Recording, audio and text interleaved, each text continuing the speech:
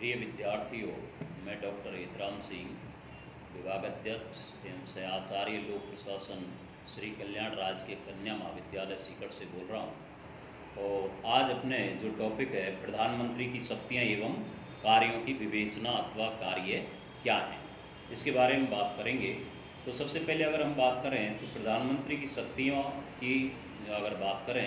तो जैसा कि हमारे यहाँ जो संसदीय शासन प्रणाली को लागू किया गया है और संसदीय शासन प्रणाली लागू होने के कारण क्योंकि प्रधानमंत्री संविधान के अनुच्छेद 74 में जो उल्लेख किया गया है कि वास्तविक शक्तियों का जो प्रयोग है प्रधानमंत्री अपनी मंत्रिपरिषद के द्वारा सभी शक्तियों का प्रयोग करेगा। उदाहरण के लिए अगर हम बात करें जैसे अमेरिका है, वहाँ संयुक्त राज्य अमेरिका में जैसे अध्यक्षात्मक शासन प्रणाली लागू की गई है और वहाँ राष्ट्रपति को सभी प्रकार के अधिकार प्रदान किए गए हैं, उसी प्रकार भारत में संसदीय शासन प्रणाली लागू होने के कारण यहाँ प्रधानमंत्री वास्तविक रूप में अपने अधिकार एवं शक्तियों का प्रयोग करता है। हालांकि अनुच्छेद 79 में जो उल्लेख किया गया है कि राष्ट्रपति को जो अधिकार प्रदान किए गए हैं वो अपने आप में कार्यपालिका, वित्तीय, न्यायिक सभी प्रकार के, लेकिन एक बात ये हो गई कि वो एक हाथ से देना और दूसरे हाथ से लेना। तो संविधान का अनुच्छेद जो 74 है वो स्पष्ट रूप में ये क्लियर कर देता है कि प्रधानमंत्री और उसकी मंत्रिपरिषद ही अपनी वास्तविक शक्तियों का प्रयोग करेगी। तो इसमें सबसे पहले अगर हम बात करें तो प्रधानमंत्री में क्योंकि अपने जो स्रोत माना गया है प्रजातंत्र का जो संसदीय शासन प्रणाली वो आधार है और इसलिए इसकी जो शक्तियाँ हैं उनको विभिन्न अलग अलग भागों में जो विभाजित किया गया है उनमें सबसे पहले अगर बात करें तो कार्यपालिका संबंधी जो शक्तियाँ हैं उनके बारे में हम बात करें तो जैसा कि संविधान में ये प्रावधान है कि राष्ट्रपति प्रधानमंत्री की सिफारिशों पर ही अन्य व्यक्तियों जो मंत्री हैं उनकी नियुक्ति करता है और इसके अलावा जो भी कार्य होंगे वो प्रधानमंत्री की सिफारिश पर ही मंत्रियों की नियुक्ति करने के साथ साथ अन्य विभागों का जो बंटवारा है वो भी इसी की सिफारिश पर वो विभिन्न विभागों में बंटवारा कर देते हैं। साथ ही प्रधानमंत्री को जो मंत्रिपरिषद का मुखिया भी माना जाता है और मंत्रिपरिषद में क्योंकि लोकसभा की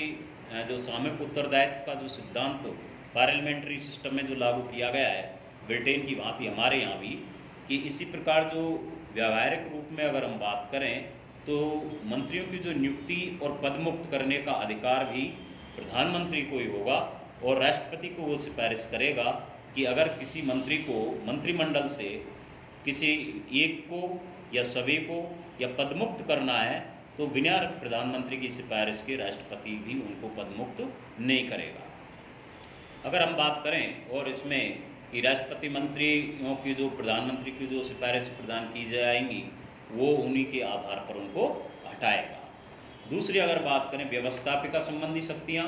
तो प्रधानमंत्री क्योंकि लोकसभा में बहुमत दल का नेता होता है वही प्रधानमंत्री नियुक्त होता है और उसको जो नीतियाँ संबंधी जितनी भी जो कार्रवाई है लोकसभा की वो भी उसी के संबंध में उसके द्वारा एक तरह से घोषणाएं भी महत्वपूर्ण घोषणाएं होंगी वो भी प्रधानमंत्री के द्वारा ही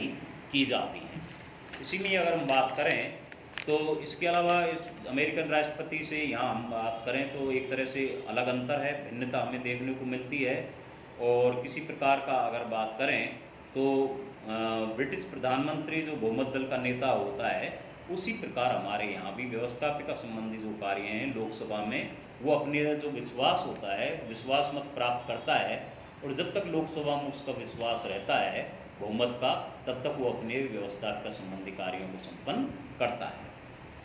अगले अगर बात करें तो नीति निर्माण संबंधी कार्य जो है प्रधानमंत्री के वो शासन से संबंधित जितने भी जो कार्यों का संचालन किया जाता है चाहे वो गृह नीतियाँ हो, विदेश नीतियाँ हो या अन्य प्रकार की जितनी भी जो भी प्रशासनिक संबंधी कोई भी बड़ी योजनाएं हों, इस प्रकार की जो नीतियां होंगी उनमें पूर्ण रूपेण एक तरह से नीतियों का जो निर्माण किया जाता है। हालांकि वो लोकसभा की तरह एक जिम्मेदारी होती है और क्योंकि उसमें जितने भी जो प्रश्न या पूरक प्रश्न भी पूछ सकते हैं लेकिन फिर भी इस प्रकार की जो नीतियाँ होंगी उनमें पूर्ण रूपेण प्रधानमंत्री के द्वारा ही संचालन किया जाता है। और अगर हम बात करें तो यूँ तो ये कभी कभार हो कि प्रधानमंत्री के विरुद्ध अगर कोई अविश्वास प्रस्ताव या काम रोको प्रस्ताव या निंदा प्रस्ताव भी अगर लोकसभा में पास हो जाता है वो अलग बात है, लेकिन नीतियों से संबंधी जो भी कार्य होंगे जब तक बहुमत दल का नेता है और उसमें लोकसभा में विश्वास उसको अर्जित है तब तक सभी प्रकार की नीतियों का संचालन प्रधानमंत्री के द्वारा ही किया जाएगा। वित्तीय संबंधी शक्तियों की बात करें तो वित्त के मामले में भारत के प्रधानमंत्री और ब्रिटेन का जो प्रधानमंत्री है उसमें थोड़ी भिन्नता हमें देखने को मिलती है, और हमारा जो भारत के प्रधानमंत्री की जो शक्तियाँ हैं वो ब्रिटिश प्रधानमंत्री से अधिक हैं। और क्योंकि वित्त मंत्री को हालांकि बजट का निर्माण करना या बजट उसी की देख रेख में निर्माण के साथ साथ पास भी किया जाता है, लेकिन कहीं ना कहीं पूर्ण रूपेण उस पर प्रधानमंत्री का ही एक तरह से वित्त मंत्री पर विश्वास होता है, और उसी के दिशा निर्देश या फिर अगर हम बात करें तो प्रधानमंत्री द्वारा जो भी निर्देश दिए जाते हैं या दिशा प्रदान की जाती है उनको बिना देखे वित्त मंत्री के द्वारा बजट तैयार नहीं किया जाता है। हालांकि उसमें कुछ नाम मात्र के परिवर्तन भी किए जाते हैं, ऐसा नहीं है पारित करते समय भी, लेकिन एक तरह से अगर देखें तो वित्तीय संबंधी शक्तियों का कार्य भी प्रधानमंत्री अपने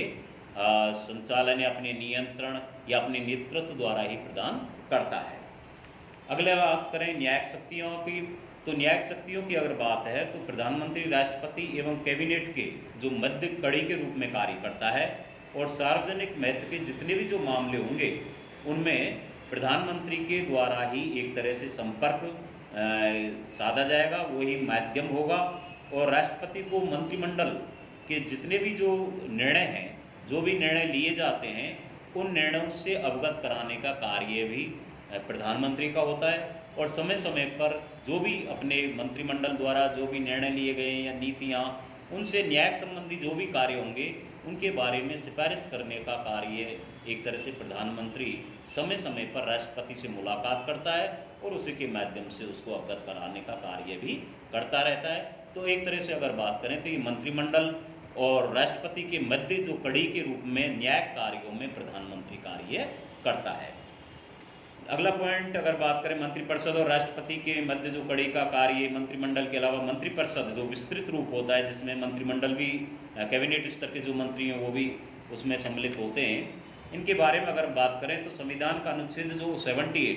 78 है वो ये उत्तरदायित्व डालता है कि राष्ट्रपति को समय समय पर जितने भी जो निर्णय लिए जाएंगे प्रधानमंत्री के द्वारा उनको अवगत कराने का कार्य होगा। अगर बात करें पॉइंट में तो अपन देख रहे हैं कि लोकसभा का नेता तो प्रधानमंत्री एक तरह से बहुमत दल का नेता होता है, और क्योंकि लोकसभा में उसको जो विश्वास प्राप्त होता है उसी के द्वारा वो अपना कार्य नेतृत्व प्रदान करता है। हालांकि कई बार ऐसा भी देखने को हमें मिला है, इसको उदाहरण भी हैं पीछे भी अगर हम बात करें तो कई बार लोकसभा में अगर किसी मान लो प्रधानमंत्री को